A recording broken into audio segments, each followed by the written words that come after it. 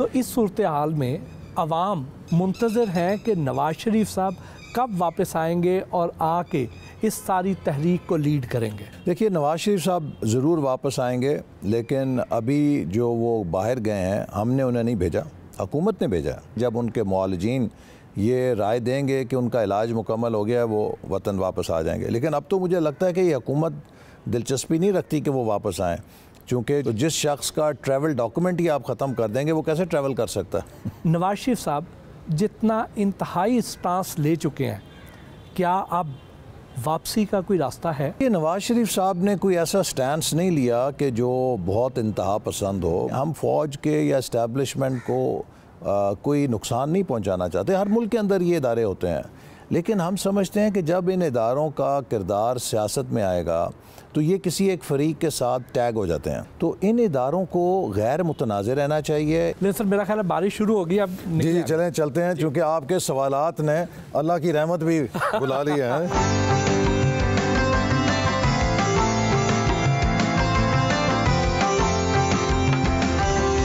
खुली कचहरी में हल्के के लोगों के मसाइल सुने और मकामी MPS से मुलाकात के दौरान हिदायत दी।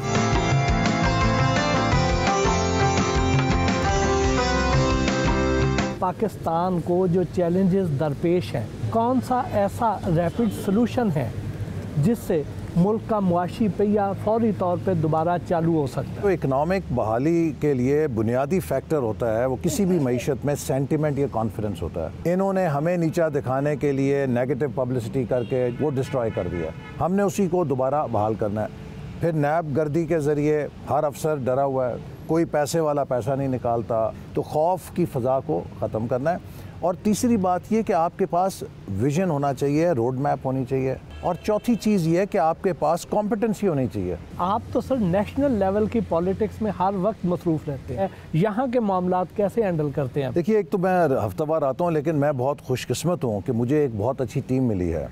मेरे जो MPs हैं, ख्वाजा वसीम भट्ट साहब हैं, राना मनान साहब हैं और तीसरे बिलाल अकबर हैं।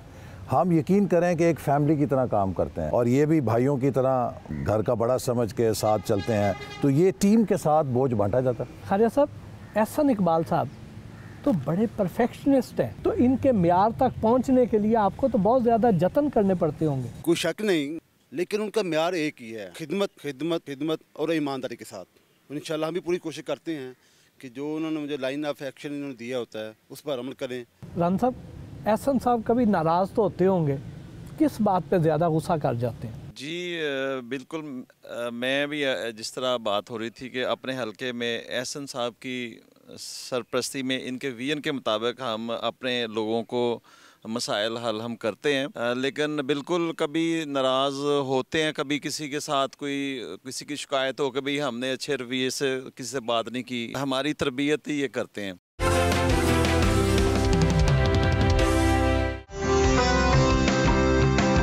यूनिवर्सिटी ऑफ नारोवाल गए। आपको सर जब गोली लगी तो आप अपने इलाज के लिए सरकारी हॉस्पिटल में गए, तो नवाज शरीफ साहब का इलाज पाकिस्तान में क्यों मुमकिन नहीं होता? नवाज शरीफ साहब और शहबाज शरीफ साहब का अलमिया यह है कि वो एक तवील अरसे एग्ज़ाइल में रहे और उनके जो मुआलजीन हैं वो वहाँ पर ही हैं। और ये एक बुनियादी प्रिंसिपल है कि आपका जो प्रोसीजर करे आप उसी सर्जन के पास वापस जाने के मोहताज होते हैं ना। अक्सर लोगों का ये ख्याल है कि नवाज शरीफ साहब पनामा से लेकर अब तक मुसलसल हालात को कशीदगी की तरफ ही लेकर जा रहे हैं और इसमें कसूरवार उनके मशीरान हैं। नवाज शरीफ साहब को निकालने का जो खेल था वो मेरे नज़दीक एक बैनुल-अक़वामी साजिश थी। तो कशीदगी उनको निकालने से और पाकिस्तान को उस तरक्की के सफ़र से डिरेल करने की वजह से पैदा हुई है।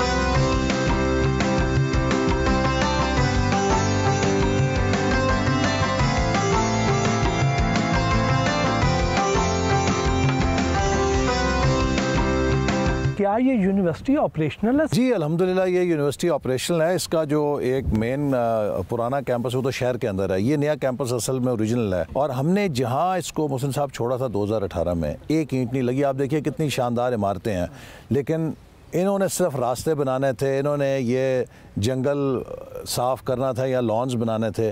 2.5 साल गुजर गए हैं, बस एक नालायक सिलेक्टेड हुकूमत मुसल्लत होगी और सारे मंसूबे इसी तरह बर्बाद हो रहे हैं। ख़जाना खाली नहीं है, इनकी अकल खाली है। आपको the man behind C pack कहा जाता है, लेकिन सी पैक के हवाले से इदारों को आपसे किस किस्म के तहफ़्फ़ुज़ात थे और आपको इदारों पर क्या एतराज़ है? नहीं, हमने तो अल्हम्दुलिल्लाह सबको साथ लेके काम किया और एक ऐसा मैकेनिज़्म बनाया था कि पाकिस्तान की 14-15 वजारतें जो सी पैक में काम कर रही थीं वो सब एक टीम के तौर पे काम कर रही। 3 से 4 सालों में 29 अरब डॉलर की बैरूनी सरमायाकारी इंफ्रास्ट्रक्चर के अंदर लग गई।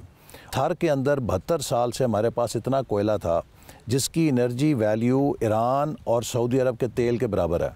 हम उसे निकाल नहीं सकते थे क्योंकि पैसे कोई नहीं देता था। सी पैक से हमने फाइनेंसिंग चाइना से ली। आज थर में कोल माइनिंग हो गई है और कोल पावर प्रोजेक्ट्स चल रहे हैं जो पाकिस्तान के लिए सस्ती तरीन बिजली फराहम कर रहे हैं।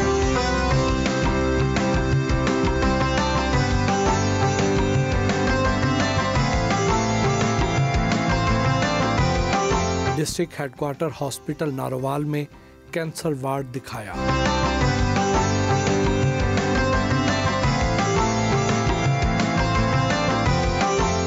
ये सर, इस बिल्डिंग की क्या ख़ास बात है? इस वक्त मुल्क के अंदर कैंसर बहुत फैल रहा है और इसीलिए हमने जीनम की एक शाख, ये कैंसर हॉस्पिटल है जो यहाँ बनाया नारोवाल में, जो गिरदो नवा के लोगों को सहूलत देगा। लेकिन जैसे तमाम डेवलपमेंट सेक्टर के हुकूमत ने फ़ंड वक्त पे रिलीज़ नहीं किए, तो इसकी बिल्डिंग तैयार है लेकिन ये 2018 में इसे कमीशन हो जाना चाहिए था। अभी हम मुंतज़र हैं कि इसके इक्विपमेंट वगैरह आए जिससे इस इलाके में बहुत लोगों को सहूलत होगी कि कैंसर का सस्ता और अफोर्डेबल इलाज गरीबों को मिल सकेगा।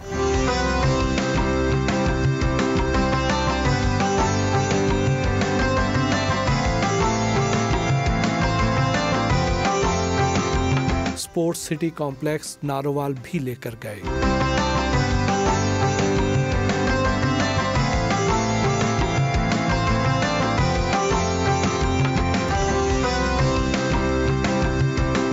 इतनी खूबसूरत और शानदार बिल्डिंग तो लाहौर जैसे शहर में नहीं है। आपने यहाँ नारोवाल जैसे छोटे शहर में इतना बड़ा स्पोर्ट्स कॉम्प्लेक्स बना दिया। देखिए, दुनिया भर में जो तरबियती इदारे हैं ना, वो बड़े शहरों से बाहर होते हैं। ये पाकिस्तान का पहला रिहायशी स्पोर्ट्स ट्रेनिंग और खेलों के मुकाबलों का ऐसा मरकज़ था जहाँ इंटीग्रेटेड 14 खेलों की फैसिलिटीज़ 4 दीवारी में मौजूद हैं। ये वो मेरा गुनाह है जिसके ऊपर मैं जेल भुगत के आया हूँ और रेफरेंस भुगत रहा हूँ। यहाँ पे पाकिस्तान की क्रिकेट टीम मैच खेल के गई। आज आप देखिए यहाँ पे पूरा एक जंगल का और खंडर का नमूना है। 8 करोड़ की तकरीबन एथलेटिक ट्रैक, 6 करोड़ का एस्ट्रो टर्फ इम्पोर्ट हुआ, दुनिया का बेहतरीन। 6 महीने की वारंटी थी, वो एक्सपायर हो गई। वो क्रेटों में पड़ी चीज़ें ज़ाया हो गई हैं। ये इतना कंट्रोवर्शियल क्यों है? हर चीज़ जो मुस्लिम लीग नून ने की थी वो गलत की थी। खुद भी कुछ नहीं करना और जिन्होंने किया उनको गुनहगार बनाना।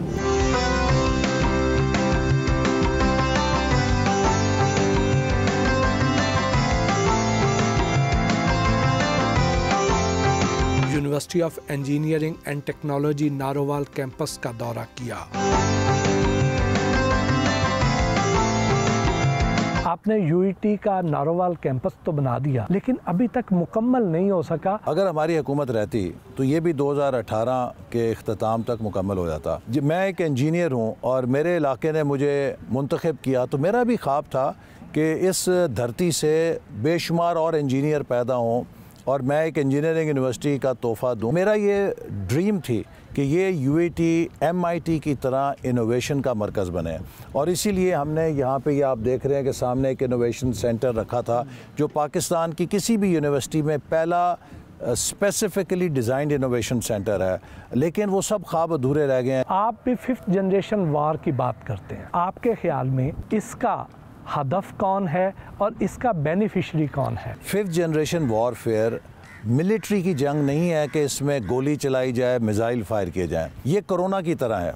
कोरोना का वायरस जब आपके जिस्म में जाएगा वो जौन से ऑर्गन को ढीला देखेगा उसको अटैक करके ख़त्म कर देगा। इसी तरह ये टारगेट कंट्री के अंदर उसके पॉलिटिकल सिस्टम को, उसकी इकॉनमी को, उसकी सोसाइटी को टारगेट करता है ताकि वो इंटरनली इम्प्लोड कर जाए। तो इसलिए कभी कोई फ़ौज 5th जनरेशन वॉरफेयर को तनहा नहीं लड़ सकती।